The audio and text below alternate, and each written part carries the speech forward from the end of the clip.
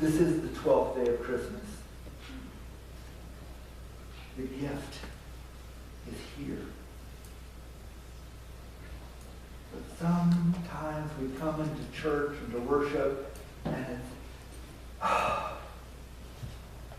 oh, we have to go to church. Oh, we have to sit for an hour. Oh, how will I ever get through? This is why. There was a time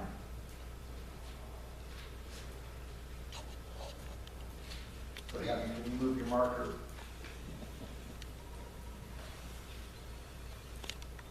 This was the time when the angels were away from the scene.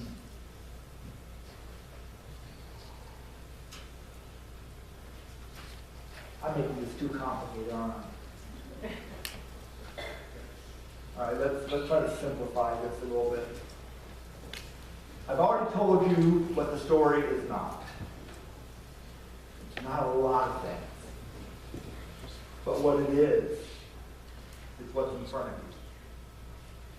A friend of mine in North Carolina, I referred to her before, said last year they were getting ready to bring the light of Christ in, and the acolytes were all there with their candles, trying not to set each other on fire. And one of the acolytes looking around, and after weeks and weeks and weeks of special music and decorations and all the rest, looked around and said, "This is Epiphany Sunday, right?" "Right." "Where are the wise men?" And my friend said, "There aren't any." Later on, she told me she realized what she should have said is, "I'm looking at one. I'm looking at a wise man. When I look at you, I see the face of God. And when you look at me, I hope you see the same." Now, what that says to me is this morning, as we celebrate and observe the coming of the light, it sounds so wonderful, so uplifting. I mean, who doesn't want to be in the light? Gosh, isn't it wonderful that we get to be in the presence of God? The Magi came from a long way off, a land far, far away, and they made their way to Bethlehem, to a land that had been in darkness, because they had forgotten God's presence among them. So the baby was born. There were other babies born that time of year. Jesus was not the only one. There were other stars in the sky that night. The Star of Bethlehem was not the only one. And yet, nearly 2,000 years later, we're still talking about these guys. We're still talking about that star. We're still worshiping that child. This is good stuff. This is the stuff that, if you're not smiling at least inside, look at the person next to you and ask them to poke you in the ribs. Because this is good stuff. But, as those of you who have ever bought presents for children know that at some point the child will come to you and say, the batteries are dead, or it's broken, or I'm bored. Has that ever happened to you? Okay. Well, that's what people of faith do. We were given this amazing gift, the gift of God's own self. And yet, there are those among us, and I'll confess I've been there myself, who, when we talk to God, we say, the book you gave me doesn't have all the details I want.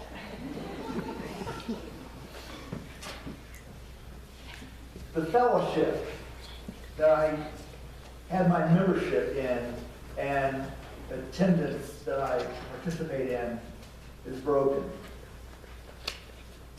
The denomination. Oh, every week I get another report about how bad off we are. I look at you and say, man, I'm glad that we got this many. Or we look at God and we talk to God and we say, I'm bored. There's nothing left about faith that I need to learn. I've learned it all. You got anything else? And then it hits us. Is this it? You see, I added verse 13 to this lesson. The lectionary stops at 12.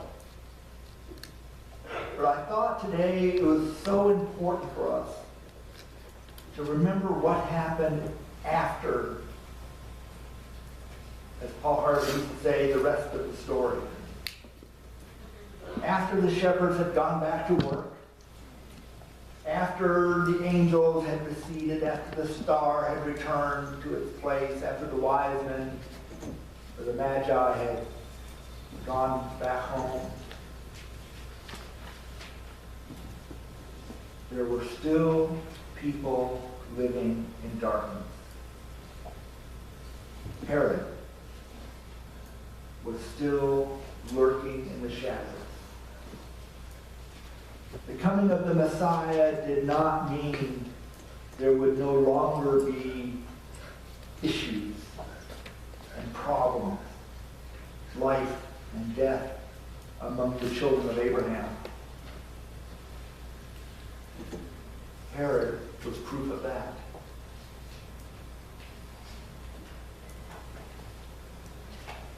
Every week, when we offer up before God our joys and concerns, I wonder, do you listen to these prayers that are offered? I mean, some sound, okay, it's funny. You know, their birthdays, you know, Cy turning 13, Ben turning 17. You know, there are simple joys that we take for granted, except for the person who offers it, who risks telling you what they are thankful for. And then we get to the concern, and we're reminded that even for faithful, devout Christians, your brothers and sisters who are faithful musicians or dedicated trustees or teachers or Bible study attendees, even they have days where we wonder, why God? Why me? Why now? Why this?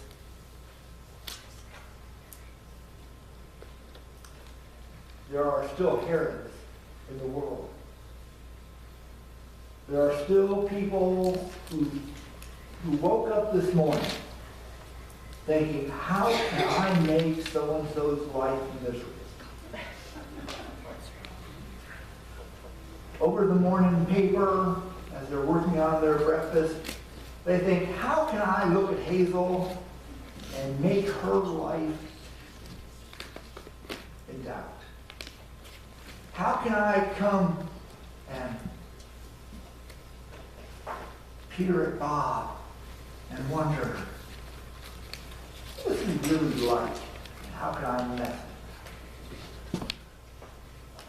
Whose faith can I test today? There are still Herods in the world.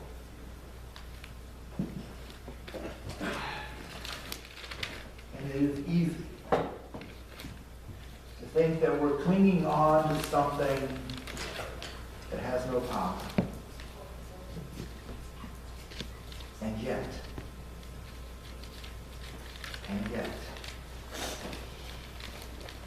did you hear what was happening at the end of that story? The angel of God came to the Magi and said, this man is up to no good. Don't make it easy for him. Go home a different way. Another angel came to Joseph in a dream and said, your king, the man called Herod, is not the anointed one of God. He does not want anything to threaten his way. He's going to try to put the light out. Go now until I tell you the time is right to come back. You see, this morning, there are people in your life, in your nation, in your world, that are trying to put the light out. They're trying to say, it's better to live in darkness. It's safer. It's more cuddly. Don't believe them. Because the light that came and appeared before the Magi and led them from a long way off into the dusty streets of Bethlehem, they were following something they had never seen. They were going to worship someone they had never known. Herod couldn't put their light out.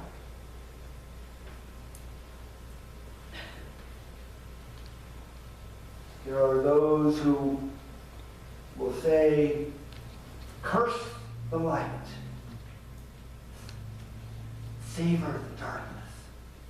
It's easier to hide your imperfections and your flaws. It's easier to get through life if you don't have to face life. Don't believe them. Instead, listen to the angel.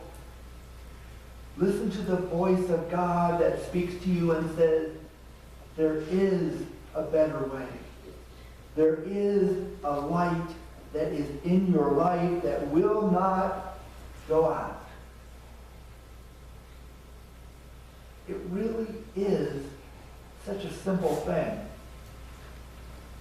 You know, we can get so wrapped up in life. We can get so wrapped up in, oh my gosh, if you don't have the right number of poinsettias, or if we're not pronouncing poinsettia right. Oh my gosh, grandkids, oh my gosh, I put on 2 pounds. Oh my gosh, I lost 2 pounds. You lose it, don't give it to me. You see, it sounds so trivial. But that's what darkness does. Darkness says, It's okay to hide. But we Christians should know better. We know that that same star that led the wise men leads us. That same light which led the Israelites through the desert leads us. That same light that was born in Bethlehem all those years ago is in the world still. God did not send the light only to take it away and let us fend for ourselves. The light came and is with us. That's what incarnation is all about. God with us. Not God was with us or God will be with us. But God is with us. I believe, and I've said this countless times to colleagues, that the best days of the church are still to come. That whatever challenges the future might throw at us, whatever Herods try to devise plans to trip up individuals or congregations or denominations or whatever, they don't have a prayer of a chance to make it work. Just as the light gets brighter, the closer we get to God, so too does the love of God grow brighter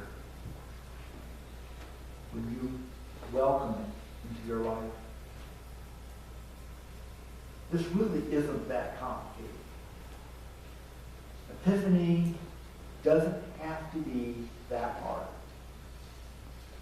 We're not going to go down to the river, toss a cross in, and go diving for a cross. Now, if you want to do that, let me know and I'll take some pictures. We're not going to do anything heroic